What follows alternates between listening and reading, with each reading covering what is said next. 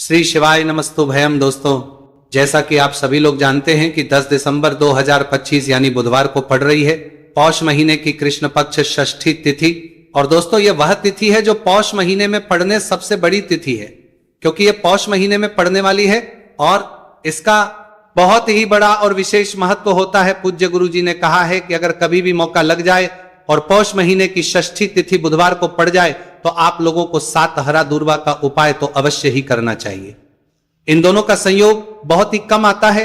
इसी के साथ में गुरु जी ने अपनी शिव पुराण कथा में बताया है कि इस दिन आपको 7 दूर्वा का उपाय तो आपको अवश्य ही करना चाहिए, क्योंकि ऐसा दिन पूरे साल में सिर्फ एक ही बार आता है।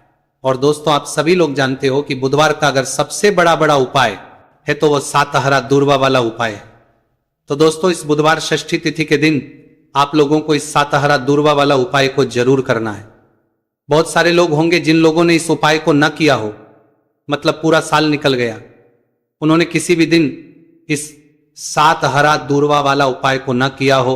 पर दोस्तों, आपके पास एक आखिरी मौका बचा हुआ है जो कि 10 दिसंबर के दिन है। तो इस दिन आप लोगों को इस वाले उपाय को जरूर कर लेना। भले ही आपने पूरे महीने भर इस उपाय को न किया हो, पर अगर आपने इस पौष महीने के बुधवार षष्ठी तिथि के दिन अगर इस वाले उपाय को कर लिया तो आपको इस उपाय को करने का वह फल मिलेगा जिसकी आपने कभी कल्पना भी नहीं करी होगी। इसीलिए आप लोग इस वाले उपाय को एक बार जरूर कर लेना है, ताकि आप लोगों के हाथ से यह मौका ना जा सके और आपको इस उपाय को करने का फल मिल सके।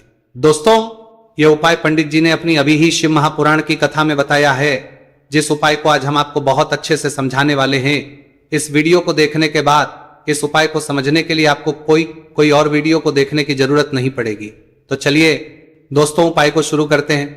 देखिए, ये इस पौष महीने के बुधवार षष्ठी तिथि के दिन ये इतना खास होता है, इतना महत्वपूर्ण होता है। देखा गया है कभी कभी बड़े बड़े पूजा पाठ अनुष्ठान से जो मनोकामना पूर्ण नहीं होते, वह पौष महीने के बुधवार षष्ठी तिथि के दिन एक छोटे से उपाय करने से ही आपकी मनोकामना पूर्ण हो जाती है। और बहुत सारे लोगों ने इस उपाय को किया भी है और उनको इस उपाय को करने का फल भी जरूर मिला है। अगर आप लोग भी इस उपाय को करना चाहते हैं तो आप इस उपाय को पहले अच्छे से समझ लेना, सुन लेना, उसके बाद करना। आपको इस उपाय का फल जरूरी, और इस उपाय को कर लेने से आपके घर में चाहे किसी भी प्रकार की दुख और समस्या क्यों ना चल रही हो, आपको उसका कारण भी नहीं पता है कि भाई ये समस्या किस कारण से चल रही है, उसका कुछ भी कारण हो सकता है। जैसे इसे पितृदोष हो सकता है या किसी भी तरह का मंगल दोष भी हो सकता है। तो इस दिन आप लोगों को यह वाला उपाय कर लेना है।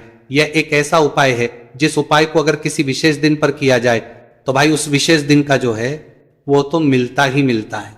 पर हमने उस दिन पर इस उपाय को किया है तो हमें उससे भी बड़ा फल मिलता है, और फल बहुत जल्दी मिलता है, क्योंकि आप इस उपाय को बहुत ही बड़े और विशेष दिन पर कर रहे हो।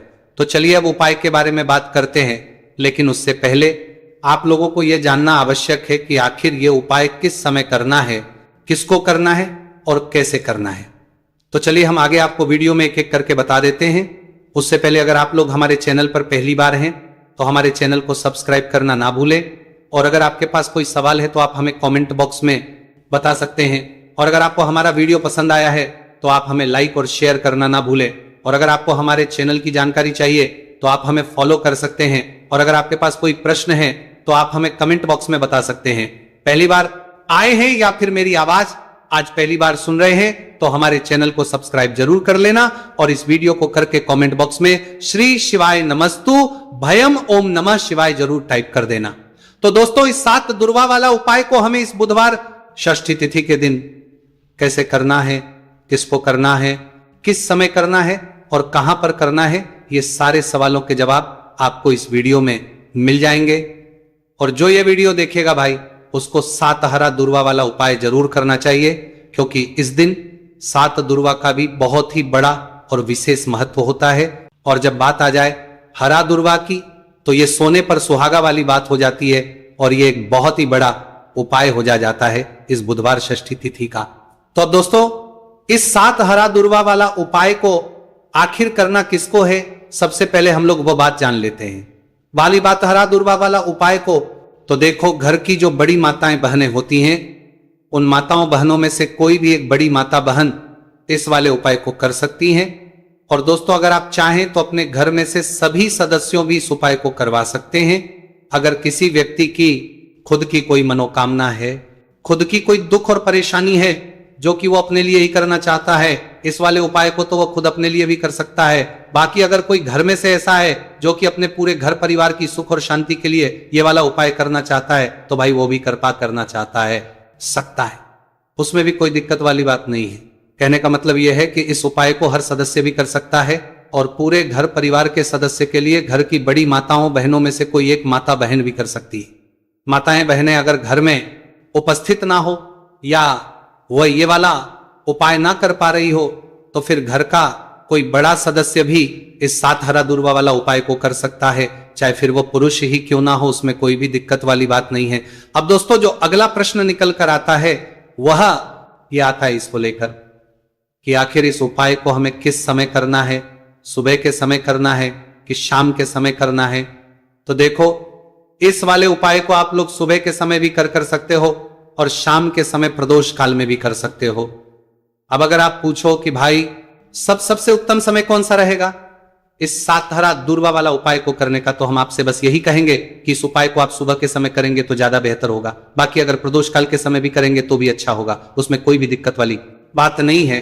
तो अब दोस्तों जो अगली सबसे बड़ी और महत्वपूर्ण बात आती है वो ये आती है कि सुबह अगर हम उपाय को करेंगे तो हमें कितने बजे से लेकर कितने बजे तक के बीच में करना है, और शाम के समय प्रदोष काल में करेंगे तो हमें कितने बजे से लेकर कितने बजे के बीच में करना है। तो देखो, सुबह जितनी जल्दी हो सके आप उपाय को करने की कोशिश करना। बाकी अगर कारणवश लेट भी हो जाओ, थोड़ी देर भी हो जाए, तो 10 या 11 बजे तक भी आप उपाय कर लेना, पर 12 बजे से ज्यादा देरी ना हो, ठीक है, इस बात का ध्यान रखना। उसके बाद में दोस्तों अगर शाम के समय प्रदोष काल की बात करें, प्रदोष काल का जो समय है होता है वो शाम के 6 बजे से शुरू हो जाता है। मतलब शाम के 6 बजे से लेकर शाम के 6 बजे से रात के 8 बजे के बीच का जो समय होता है, यह समय प्रदोष काल का समय होता है। तो इस उपाय को 7 या 8 बजे के बीच में भी कर सकते हो। मैं आप कभी भी इस वाले उपाय को कर सकते हो, उसमें कोई भी दिक्कत वाली बात नहीं है। तो पौष का महीना ही है जो आपको धन दौलत पुण्य दोनों ही देने वाला है। पौष के महीने में तुलसी का पूजन करके श्री हरि विष्णु से जुड़े हुए कुछ उपाय करके आप अपने जीवन की निर्धनता, धन से जुड़ी समस्याएं, कर्ज से जुड़ी समस्याओं को हमेशा के लिए दूर कर सकते हैं। ये वही महीना है जिस माह में भगवान विष्णु योग निद्रा से जागते हैं। भगवान विष्णु को तुलसी अति प्रिय है, इसलिए उनकी पूजा में भी विशेष रूप से हम तुलसी का उपयोग करते हैं। और बिना तुलसी दल के, बिना तुलसी मैया के श्री हरि विष्णु की पूजा और उनका भोग दोनों ही अधूरे होते हैं।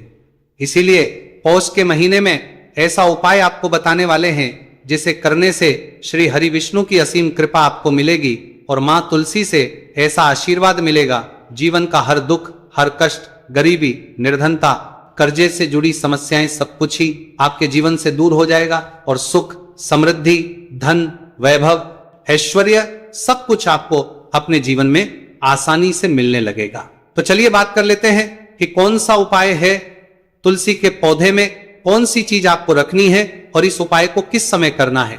देखिए, सबसे पहले तो आपको बता दें कि अगर आपके घर में तुलसी का पौधा नहीं है तो पौष के महीने में एक तुलसी का पौधा अपने घर में लाकर जरूर लगाएं, क्योंकि पौष के महीने में जो लोग अपने घर में तुलसी जी का पौधा लाकर लगाते हैं, मां तुलसी का पूजन करते हैं, कभी भी मां तुलसी उनके घर में निर्धनता नहीं रुकने देती है। हमेशा उनके घर में धन की वृद्धि होती है, धन की वर्षा होती है। तो जरूर से तुलसी का पौधा आप पौष के महीने में अपने घर जरूर लेकर आए और अच्छे से आपको मां तुलसी का पूजन करना है, मां तुलसी के पौधे की देखभाल करनी है। और वह कौन चीज है जो आपको तुलसी के पौधे में पौष के महीने 10 दिसंबर बुधवार षष्ठी तिथि में रखना है, और कैसे ये चीज रखते ही रातों रात आपके जीवन में चमत्कार होगा और आपके भाग्य का भी आपको साथ मिलेगा। तो देखिए, इस वीडियो में जितने भी उपाय हम आपको बताएंगे सभी उपाय सरल है। देखो, गुरुजी ने कहा है कि बुधवार के दिन आपको 7 हरा दूर्वा वाला उपाय तो अवश्य ही करना चाहिए। वीडियो के अंतिम में आपको उपाय बताया है, आपको करना है। देखो, आगे बढ़ने से पहले वीडियो को एक लाइक जरूर करें। देखो, सबसे पहला उपाय, यदि आपके जीवन में कर्जा बहुत अधिक है, आपके जीवन में संकट बहुत अधिक रहते हैं, आपके ऊपर बहुत अधिक विपदा आ रही है, बार बार आपको अपने व्यापार में और अपने धन में हानि देखने को मिल रही है, यानी कि आपको प्रत्येक कार्य में हानि हो रही है, तो आपको यह उपाय करना चाहिए। इस उपाय को करने के लिए आपको दो चीजों की आवश्यकता होगी। सबसे पहले है, आप जानते हो, जो कि भगवान गणेश जी को समर्पित होती है, तो आपको वो हरा दूर्वा की आवश्यकता होगी, साथ ही में एक लोटा जल की आवश्यकता होगी। और आप जब भी उपाय को करें, जिस दिन भी आपको करें, तो आपको प्रातः कल सुबह ही सुबह वो करना है। इस साथ ही में एक लोटा जल की आवश्यकता होगी, नहीं मारी पूर्मा ने, जिनके बाद बात का विशेष रूप से आपको ध्यान रखना है। ठीक है, तो आपको एक हरा दूर्वा लेनी है। अगर आधा हरा दूर्वा भी मिल जाती है तो भी कोई दिक्कत नहीं है, बस आपको हरा दूर्वा है। अगर ज्यादा ना मिले तो उस स्थान पर एक हरा दूर्वा भी ले सकते हैं। हरा दूर्वा आपको आसानी से कहानी पर भी मिल जाएगी। बस याद रखिएगा, शुद्ध दूर्वा, और मतलब उसे शुद्ध करके ही उपयोग में लीजिएगा, है ना। तो आपको करना क्या है, एक हरा दूर्वा या एक से ज्यादा भी हरा दूर्वा आप लोग ले सकते हैं। तो एक हरा दूर्वा अपनी ले लीजिए, एक हरा दूर्वा के साथ में आप एक लोटा जल ले लीजिए, और इन दोनों ही चीजों को लेकर शिवाजी के मंदिर पहुंच जाइए। जी के मंदिर पहुंचकर सबसे पहले आप शिवाजी के पास में बैठ जाइए। शिवाजी के पास में बैठने के बाद जो शिवाजी की शिवलिंग होगी, शिवलिंग के ऊपर सबसे पहले आपको यह दुर्भाग्य को समर्पित करना है। दुर्भाग्य को कुछ इस प्रकार से समर्पित करना है कि जो दूर्वा की दांडी का मुख होगा वो जलधारी की तरफ हो, जहां से जल नीचे करता है ना। और जो हरा दूर्वा का मिला हुआ भाग होगा वो अपने आप शिवाजी के पीछे की तरफ हो जाएगा। ठीक है, तो इस प्रकार से यह हरा दूर्वा का, यह दूर्वा आपको भगवान शिवाजी का शिवलिंग के ऊपर समर्पित करनी है। और जो एक लोटा जल आप अपने साथ लेकर आए हैं, इसी दूर के ऊपर भगवान शिवजी के शिवलिंग के ऊपर एक धारा से आपको समर्पित कर देना है। ठीक है, अब यहां पर देखने बात यह है कि यह उपाय इस व्यक्ति को करना है जिस व्यक्ति की नौकरी नहीं लग रही हो, जो व्यक्ति परीक्षा में पास होना चाहता हो, तो इस व्यक्ति को अपने हाथों से इस उपाय करना है, तभी उपाय कम करेगा। ठीक है, उपाय को करने के बाद आपको 3 महीने उपाय आपको कब तक करना है, जब तक कि आपकी नौकरी ना जाए। जब तक आप इस उपाय को नियम के साथ करो, आपकी नौकरी जरूर लगेगी। अब बात करते हैं दूसरे उपाय के बारे में। तो देखिए, दूसरे उपाय जो है, देखिए, इस उपाय के लिए आपको मात्र 1 लौंग का जोड़ा लेना है, यानी कि 2 फूल वाली लौंग लेनी है। साथ में आपको मात्र थोड़ा सा शहद लेना होगा, और इसी के साथ में आपको तांबे के पात्र अंदर शुद्ध जल लेना होगा। अब देखिए, इन सभी सामग्रियों को लेकर के आपको भगवान शिव के मंदिर में पहुंच जाना है। देखिए, ये उपाय आप सुबह से लेकर शाम तक कर सकते हैं। तो वह सबसे पहले तो आपके पास जो 2 फूल वाली लौंग है, उन्हें आपको शहद के अंदर अच्छे से डुबो है, यानी कि दोनों लौंग पर आपको अच्छे से शहद का लेपन कर देना है। अब आपको जो आपके पास एक लोटा जल है, सबसे पहले तो उसे शिवलिंग पर धीरे धीरे समर्पित करना है, और श्री शिवाय नमस्तुभयम इसका जाप करते हुए समर्पित कर